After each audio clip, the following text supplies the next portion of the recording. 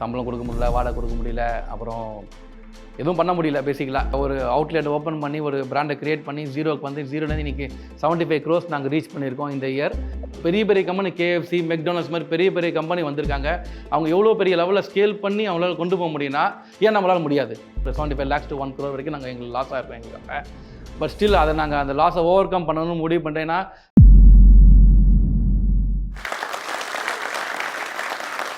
Hi, I am Karthi Jaykumar, founder and managing partner of Kabini Foods.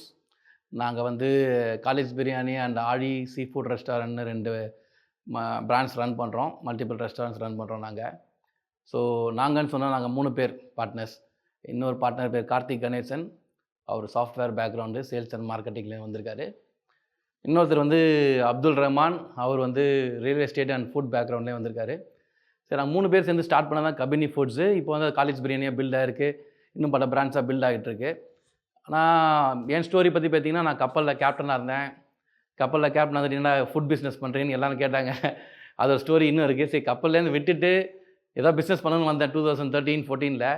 So இனிஷியலாக software business start பண்ணி நல்லா பண்ணிட்டு இருந்தோம். கொஞ்சம் கொஞ்சம் software trading, software business development எல்லாம் பண்ணிட்டு இருந்தோம். பண்ணும்போது சரி, ஃபுட் பிஸ்னஸ் உள்ள எப்படி வரதுன்னு யோசிச்சோம் நாங்கள் ஃபஸ்ட்டு. சரி, we will take some brand franchise எதாவது பண்ணலாமா அப்படின்னு யோசிச்சுட்டு 2017 அப்படி தான் கபினி ஃபுட்ஸை நாங்கள் பில்ட் பண்ணோம்.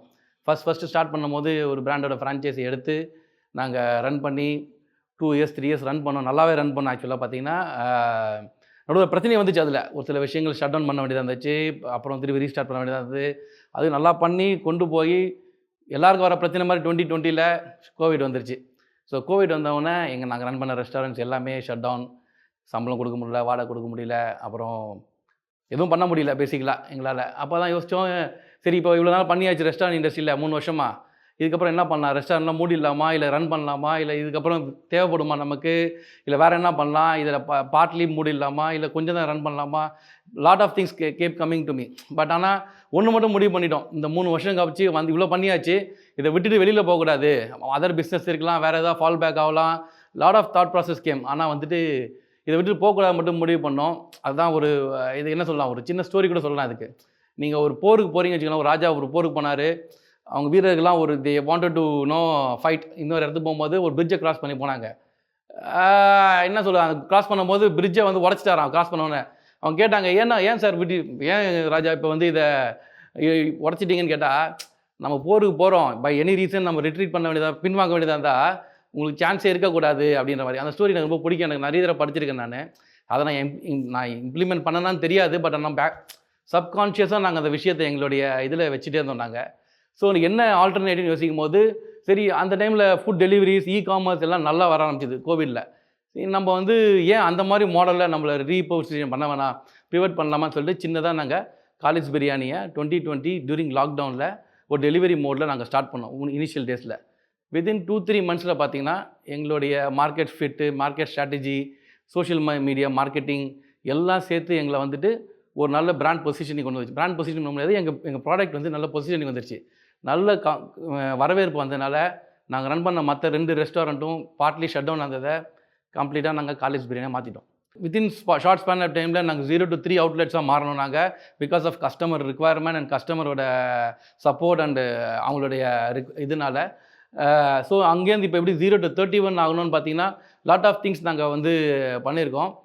அதில் வந்து மெயின் திங் எங்கள் கம்பெனியோட சிஸ்டம் அண்ட் பாலிசிஸில் வந்து எங்களோட பிரின்சிபல்ஸாக வச்சுருக்கேன். நான் 4 pillars பற்றி தான் பேசணும்னு நினைக்கிறேங்க. ஆக்சுவலாக பார்த்தீங்கன்னா we work up on empathy, honesty, rightfulness and people. So இதை நாங்கள் ரொம்ப ஸ்ட்ராங்காக பிலீவ் பண்ணுறேன். நான் ஸ்ட்ராங்காக பிலீவ் பண்ணுறேன், எங்கள் டீம் ஸ்ட்ராங்காக பிலீவ் பண்ணுது. ஸோ எம்பத்தினா என்ன சொல்கிறது, being other people shoes. So other people ஷூஸ்ன்னு சொன்னதுன்னா எப்படி கஸ்டமர் இந்த ப்ராடக்ட் அக்செப்ட் பண்ணிப்பாங்க, கஸ்டமர் இந்த ப்ராடக்ட் எப்படி தேவைப்படும், இந்த வேல்யூ ஃபார் மணி இருக்குமான்னு ப்ராடக்ட் வைஸ் அவங்கள பற்றி யோசிக்கிறது. அதே மாதிரி ஒரு வேலையை கொடுக்குறோம் டீம் மெம்பருக்கு, இது இவங்களால் பண்ண முடியுமா, இது இவங்க கேப்பபிளா, இதனால் ஒரு அவுட்புட் என்ன இருக்கும், இதனால் நமக்கு என்ன தேவைப்படும்னு ஒரு டெசிஷன் மேக்கிங்கிலும் இந்த எம்பத்தியை ஒரு ஃபேக்டராக நாங்கள் கொண்டு வந்து ஒரு முடிவு எடுப்போம். Second thing is honesty. ஹானஸ்டின்றது வந்து ரொம்ப சிம்பிளான விஷயம். எல்லாரும் சொல்லிப்பாங்க ஹானஸ்டி ஈஸின்னு சொல்லியிருந்தேன்.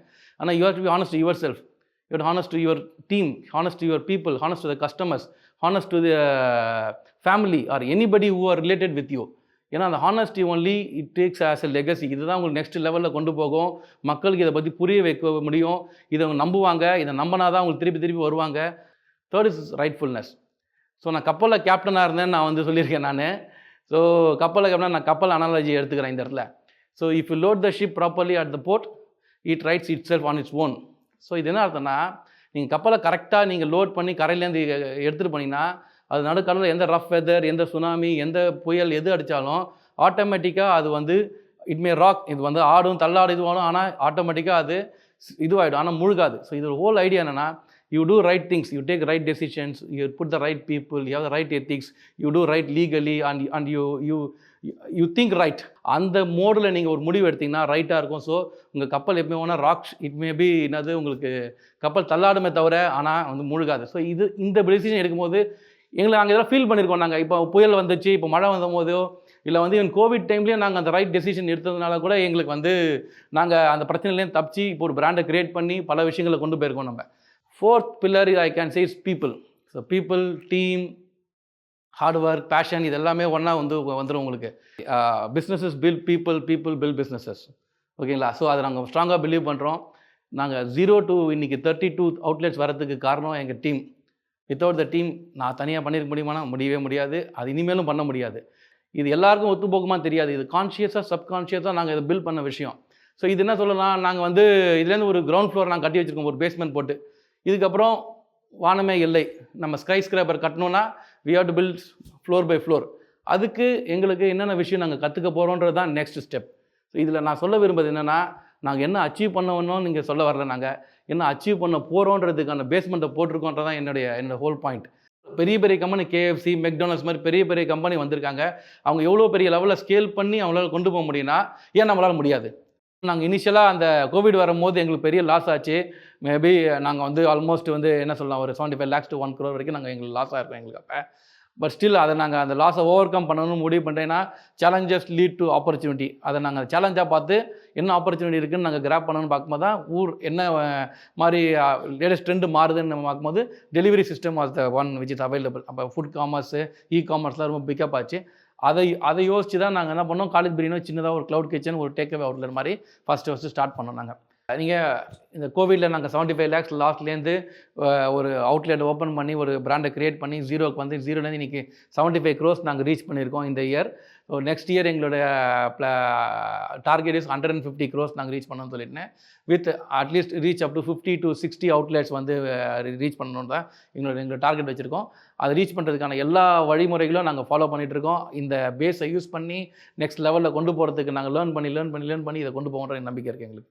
மைக்கேல் ஜார்டன் சொன்னது வந்து எனக்கு ரொம்ப பிடிக்கும். பார்த்தீங்கன்னா I can fail 100 times, it doesn't matter, but I regret trying. So everybody try. Again நான் ஷிப்பிங் அனாலஜி கொண்டு வரேன். Ship is safe in the harbour. கப்பலில் கரையில் கட்டி வச்சா ஈஸி, ஆனால் அதோட வேலை அது கிடையாது.